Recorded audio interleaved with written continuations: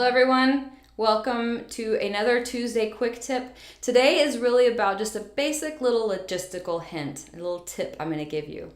So no matter where you are on the spectrum of preference for pain medication, whether you know you want an epidural, whether you are on the fence about it, whether you know for sure you don't want one, I think it's wise for everyone to really look this thing in the face and think about, okay, how will I plan for it in case that's the decision I make in the throes of it.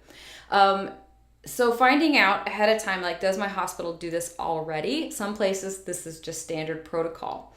And the protocol is that early in labor, like when you first get there, when you first check in and you get to your labor room and you're admitted, as the nurse is getting, anything ready that she needs to, asking her history questions. Soon after that, often an anesthesiologist or a nurse anesthetist, so the anesthesia team, somebody, will come by and go ahead and talk to you about the options you have. Maybe they will just introduce themselves and tell you that they're here for however many hours.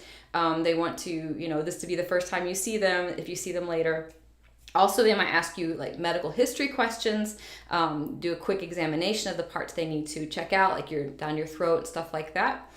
Sometimes they will go ahead and have you sign consent forms, talk about risks and benefits, and also give you a chance to ask any questions you have of the person who might be performing it, which makes a lot of sense, kind of a game day discussion. I think it's wise, though, even if your hospital doesn't do this standardly, to ask for it so that if you do choose pain medication later on, you got this part done.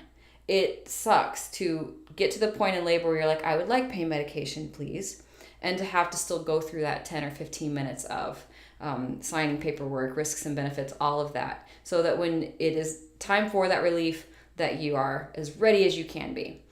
I also love being able to ask these questions when you are in just a more logical mindset, more pragmatic, early labor kind of mindset where you aren't going to that place in labor where you're just nonverbal and it's harder to have those conversations. I see women figure it out all the time. So even when they're 8 centimeters, still have those conversations, but it's definitely going to be easier and smoother if she's already done it ahead of time. So I hope that helps. No matter what your plans are, just out of compassion for yourselves, making the smoothest route possible for all your options. See you next week. Tuesday, quick tip, kick-ass bird.